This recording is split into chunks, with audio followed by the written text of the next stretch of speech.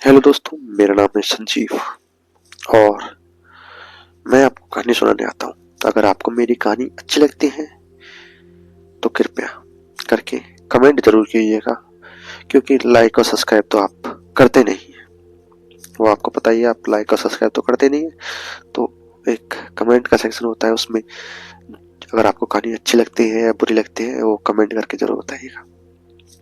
तो चलिए शुरू करते हैं आज की कहानी। ये कहानी हमारी शुरू होती है एक हॉस्पिटल से, जो कि जुड़ा हुआ था शहर से और जंगल से भी। हॉस्पिटल के एक रूम में ये तीन लोग बैठे हैं, रोहित, विशाल और सुंदर।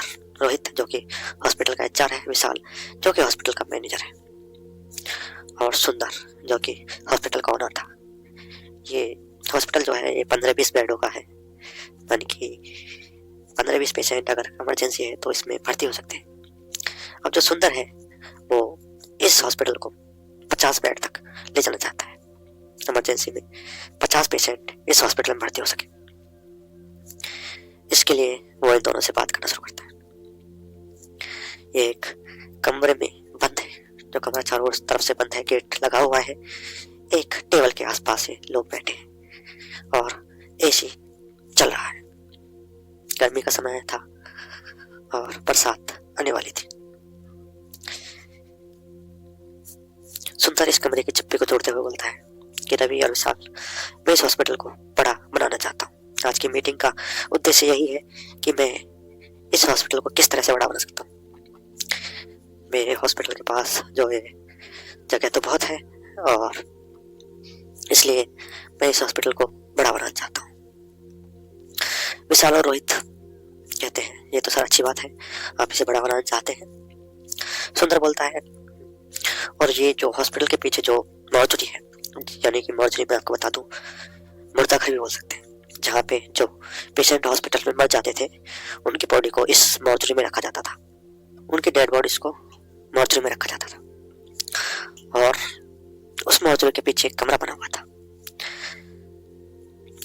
जो कि इन डेड बॉडीज को, जो भी लोग हॉस्पिटल में मर जाते थे उनकी डेड बॉडीज को उस मॉर्चरी में रखा जाता था, यानी कि मुर्दा घर में रखा जाता था। उस मॉर्चरी के पीछे एक कमरा बना हुआ था। सुंदर बोलता है, हमें उस कमरे को तोड़ना है और उस मॉर्चरी को वहां से हटानी है। विशाल और रोहित एक दूसरे को अपनी तरफ देखते हैं और थोड़े डर के साथ, और थोड़ा डर उनकी आंखों में झलक जाता है, क्योंकि जो मॉर्चरी होती है उसे लोग भूतिया कहते हैं, और उसके पीछे जो कमरा बना हुआ था लोग उसे भूतिया कमरा कहते हैं। पर किसी के वहां जाने की हिम्मत नहीं होती कि वहां कौन है, क्या है, कैसा है। सुंदर बोलता है कि उस कमरे को तोड़वा देना और वहां पर एक प्राइवेट रूम होगा, और मॉर्चरी को हम पीछे कर देंगे, यानी मुर्दा घर को हम और बड़ा बना के पीछे कर देंगे। हॉस्पिटल बड़ा हुआ और मॉर्चरी और पीछे हो जाएगी। रोहित और विशाल एक दूसरे की तरफ देखते हैं, डर उनकी आंखों में झलक रहा था, और वो सुंदर से बोलते हैं, पर सर उस हम जो मॉर्चरी के पीछे जो कमरा है उसे हम नहीं तोड़ सकते। सुंदर बोलता है क्यों? अब विशाल यहाँ पे बोलता है कि सर, लोगों का कहना है कि वो कमरा जो है उसमें भूत रहते हैं। सुंदर इन दोनों की बातों को सुनकर हंसता है, जैसे एक छोटे बच्चे की बातों को सुनकर बड़े लोग हंसते हैं। सुंदर बोलता है, तुम साइंस से पढ़े हुए डॉक्टरी कर रहे हो और तुम इन छोटी छोटी चीजों पर विश्वास कर रहे हो? तुम्हें लगता है ऐसा कुछ होता है संसार में? ये तो बेतुकी बातें मेरे सामने मत करो, और इस सब काम को कल से शुरू कर दो। मॉर्चरी को तोड़ना शुरू कर दो, और उस कमरे को भी, और इस हॉस्पिटल को बड़ा बनाना है। पता है ना तुम्हें दोनों को जगह चाहिए ना हॉस्पिटल बनाने के लिए।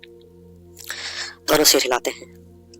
इस तरफ सुंदर के फोन की घंटी बजती है, ये फोन उठाता है और बात करता हुआ कमरे से बाहर निकल जाता है।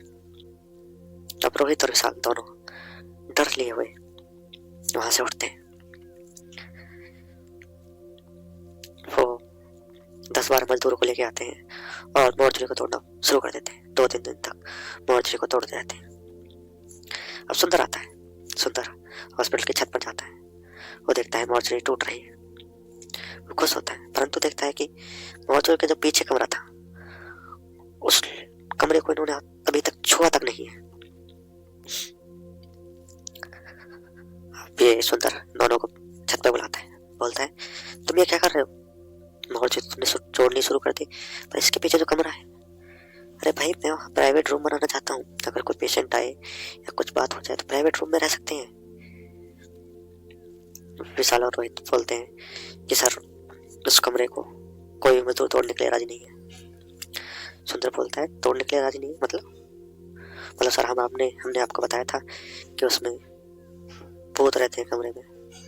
विशाल बोलता है अबे एक कमरा है, उसके आगे एक छोटा सा बरामदा है, बरामदा यानी कि जो कमरे के बाहर एक जगह होती है और वो ढकी हुई होती है, वो पट्टी हुई थी और कमरे के बाहर एक जगह थी। रोहित बोलता है हमने पूरी कोशिश की मजदूरों को बोलने की, पर कोई भी उस कमरे को तोड़ने के लिए राजी नहीं है। सुंदर बोलता है मुझे कुछ नहीं सुनना, ये बेतुकी बातें अपनी बंद करो और मुझे कल मौज टूटी हुई चाहिए, और उसके साथ साथ ये कमरा भी। रोहित और विशाल दोनों के अंदर अब डर थोड़ा और बढ़ गया था। ऊपर से ऑर्डर्स थे, सख्त ऑर्डर थे। रोहित और विशाल दूसरे दिन शहर से मजदूर लेके आते। वो 5-6 मजदूर थे। वो जानते नहीं थे कि ये कमरा कैसा है क्या है, पर उन्होंने लोगों से सुन रखा था कि ये कमरा जो है साबित है,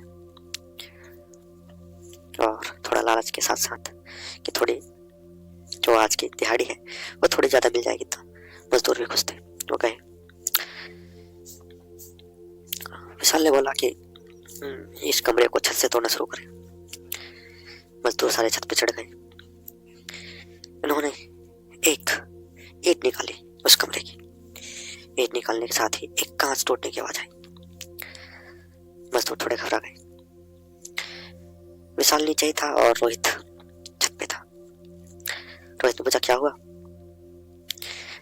कांच टूटने की आवाज सुनकर ये सारे नीचे आ गए। मजदूर उनके साथ साथ नीचे आ गए। नीचे आकर क्या देखते हैं कि एक कौवा खिड़की से आके टकरा चुका है और उसकी नाड़ कट चुकी है और खिड़की का शीशा टूट चुका है। और कुएं से निकलता खून इन मजदूरों को डरा देता है। मजदूर बोलते हैं कि साहब हमें आपके कोई एक्स्ट्रा पैसे नहीं चाहिए, हमें यहाँ पर कोई काम नहीं करना। रोहित और विशाल दोनों मजदूरों को बहुत रोकने की कोशिश करते हैं, पर कोई नहीं रुकता वहां पर। अब शाम का समय होता है। सुंदर फिर आता है, छत पर चढ़ता है हॉस्पिटल के और हॉस्पिटल के पीछे की तरफ देखता है। क्या देखता है? मौजरी आधी से ज्यादा टूट चुकी है, पर कमरे की एक ईंट तक नहीं हिलाई इन लोगों ने। ये देखकर विशाल को बहुत गुस्सा आता है। ये देखकर सुंदर को बहुत गुस्सा आ जाता है। वो इन दोनों को अपने पास बुलाता है, बोलता है तुम क्या कर रहे हो? तुमसे कमरा नहीं टूट रहा, एक कमरे की ईंट नहीं हिल रही तुम लोगों से। दोनों के अंदर डर बना हुआ था। वो आज की सारी घटना सुंदर को बताते। सुंदर बोलता है मुझे ये सब बेतुकी बातें अच्छी नहीं लगती, तुमको पता है ना। मुझे नहीं पता, मेरे को ये कमरा टूटा हुआ चाहिए। आज शाम ही जाओ, कल से मजदूर मेरे को दिखने चाहिए इस रूम में। विशाल और रोहित क्या कर सकते थे? ऑर्डर्स का पालन करना उनका धर्म था। दोनों जाते हैं शहर के दूसरी तरफ। वो 5-6 लोगों को लेके आते हैं, इस बार दुगनी पैसे में। उनसे बोलते हैं कि तुम्हें हम दुगना पैसा देंगे, एक दिन का दुगना पैसा। दोनों मजदूरों को लालच देकर हॉस्पिटल के लिए बुलाकर लाते हैं। मजदूर आते हैं। मजदूर शहर के दूसरी तरफ के थे, तो रात को उनका खाना पीना, वो हॉस्पिटल के पास आते हैं और अपना टेंट लगाते हैं। खाना पीना उनका हो रहा था। खाना खा के पानी पी के सब सो जाते हैं। और रात के करीब 1 या 2 बज रहे होंगे। एक मजदूर को टॉयलेट आता है। वो बाहर की तरफ आता है। वो देखता है कि जो कमरा है उसके ऊपर एक काली परछाई है। काली परछाई की 2 आंखें भी हैं। ये सब देखकर वो इतनी जोर से चीखता है कि जितने भी मजदूर सो रहे थे वो सब जाग जाते हैं। जितने भी मजदूर वहां सो रहे होते हैं सब जाग जाते हैं। उसकी इतनी चीख उन सब लोगों को अंदर डरा देते हैं। और रात में ही रोहित और विशाल के पास फोन लाते हैं। रोहित और विशाल उसी जगह पहुंचते हैं। देखते हैं कि मजदूर, अब एक भी मजदूर वहां पर रुकना नहीं चाहता। सारे मजदूर जाने लगते हैं। विशाल और रोहित दोनों किसी भी मजदूर को रोक नहीं पाते। ऊपर से ऑर्डर और नीचे से कि कोई भी मजदूर नहीं रुक रहा था। दोनों के अंदर डर बना हुआ था। रोकना तो चाहते थे पर कोई भी मजदूर रुक नहीं रहा था। लालच भी अब उन्हें नहीं रोक पा रहा था। सुबह सुंदर आता है। सुंदर बोलता है, तुमसे मजदूर नहीं रोके गए और तुम क्या बेहुदी वाली बातें करते हो। मेरे को डेली यही तुम सुनाते हो कि सर उसमें भूत है, भूत है। कहाँ है भूत, मेरे को दिखाओ। बोलता है सर चलिए। तो बोलता है मैं जा रहा हूँ, कहीं मीटिंग में हूँ, रात को आऊंगा फिर देखूंगा तुम्हारे उस भूत को। विशाल और रोहित दोनों डर चुके थे क्योंकि सुंदर ने इस बार धमकी भी दी थी कि तुम्हारी दोनों की नौकरी चली जाएगी अगर वहां पर कुछ नहीं मिला तो। मेरे को, मैं भी देखता हूँ तुम्हारा भूत कैसा है।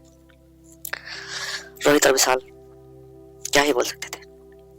शाम का समय होता है, रात होने लगती है, बारिश का मौसम होने लगता है और थोड़ी थोड़ी बारिश हो लगती है। सुंदर अपनी गाड़ी के साथ आता है। विशाल और रोहित हॉस्पिटल में उसका वेट कर रहे थे। तीनों हॉस्पिटल से छतरी लेकर निकलते हैं उस मॉर्चरी के पीछे बने हुए कमरे की तरफ। ये तीनों अब एक पेड़ के नीचे आके खड़े हो जाते हैं जो कि मुश्किल से 20-25 मीटर दूर था। उसके मॉर्चरी के रूम के तीनों सामने खड़े होते हैं कमरे से 20-25 मीटर दूर उस पेड़ के नीचे। सुंदर बोलता है चलो मेरे साथ अंदर। तो विशाल बोल देता है रोहित से कि तुम दोनों अंदर चले जाओ सर, मैं यहीं पर खड़ा हूँ। रोहित और सुंदर दोनों अंदर जाते हैं। तो रोहित जाने से पहले बोल देता है सर अगर पीछे से आवाज आई तो पीछे मत मुड़ना, नहीं देखना कि पीछे कौन है। ये दोनों अंदर जाते हैं। अंदर जाने के बाद इतना अंधेरा होता है कि मानो उन्हें कुछ दिख नहीं रहा हो।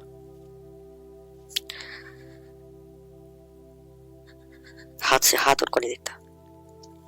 सुंदर के हाथ में टॉर्च होती है और रोहित अपने फोन की फ्लैश को जलाता है। दोनों आगे बढ़ रहे होते हैं। अब जैसे ही कमरे का जो आगे का पोर्शन होता है जो खाली पड़ा होता है, बरामदा जैसे बोलते हैं, वो वैसे तो ढका हुआ था, यहाँ पहुंचते और कमरे के अंदर बढ़ना शुरू करते। इतना अंधेरा हो चुका था और बारिश की बूंदें माहौल को थोड़ा और डरावना बना रही थी। ऊपर से आते टप टप की आवाज।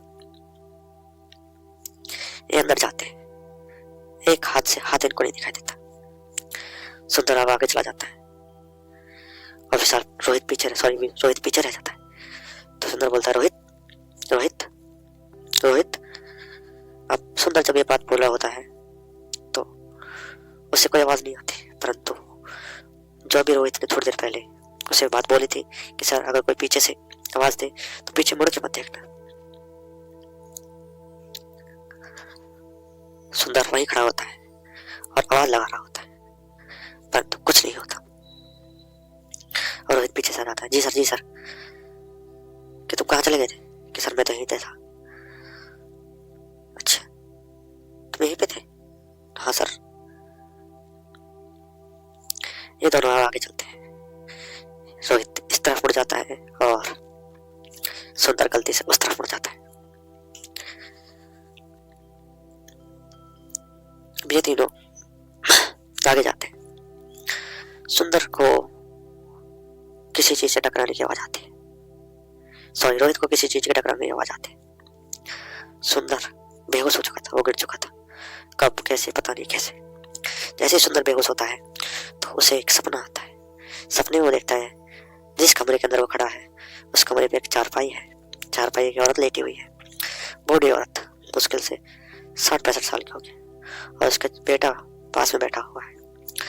औरत बुरी तरह से खांस रही है और बेटा उसे सांत्वना दे रहा है। माँ, मेरी नौकरी गई नहीं है, मैं बस, उन्होंने मुझे निकाल दिया है, कुछ दिन की छुट्टी दे दी है, और नहीं हमको कमरे से निकालेंगे, हमें इस कमरे से कोई बाहर नहीं निकाल सकता। माँ,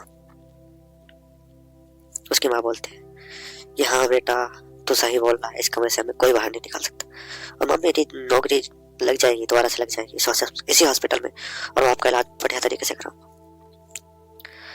अब रोहित, जिसे गिरने की आवाज आई थी, वो बाहर से विशाल को आवाज मारता है, विशाल विशाल अंदर आ। विशाल सुनता नहीं। अब रोहित वापस से भागकर बाहर आता है, विशाल से बोलता है चल अंदर, लगता है सुंदर सर गिर चुके हैं।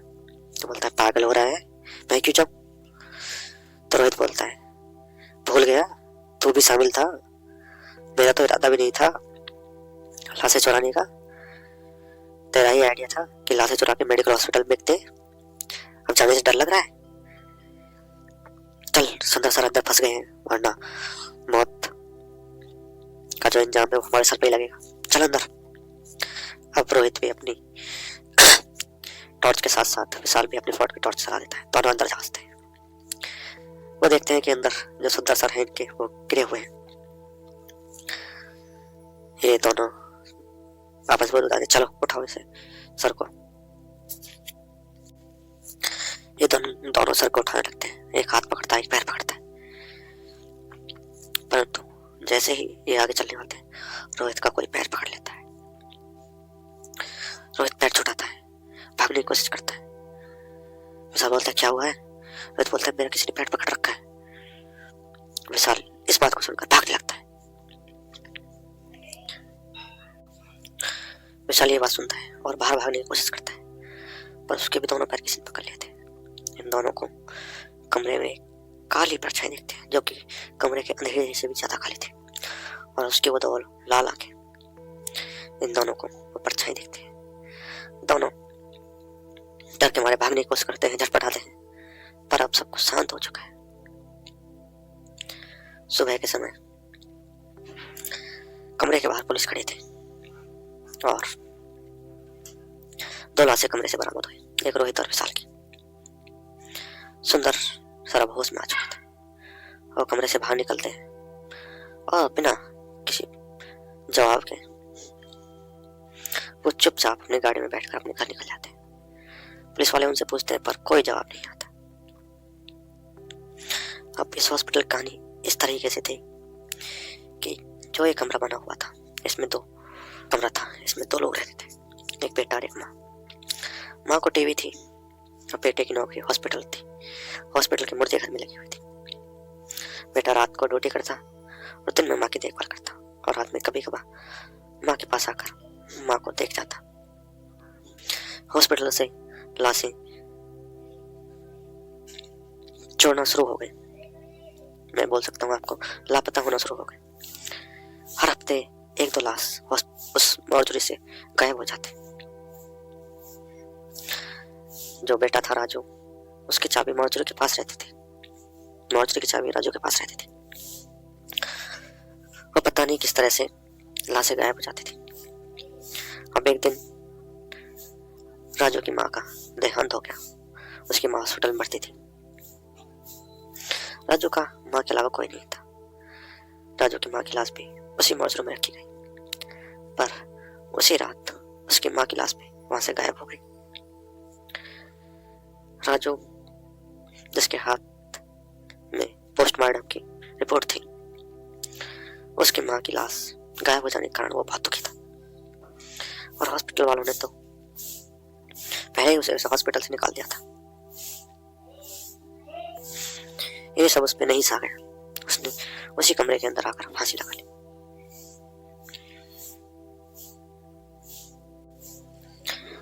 और सुंदर सर आप समझ चुके हैं कि भूत होते हैं या नहीं।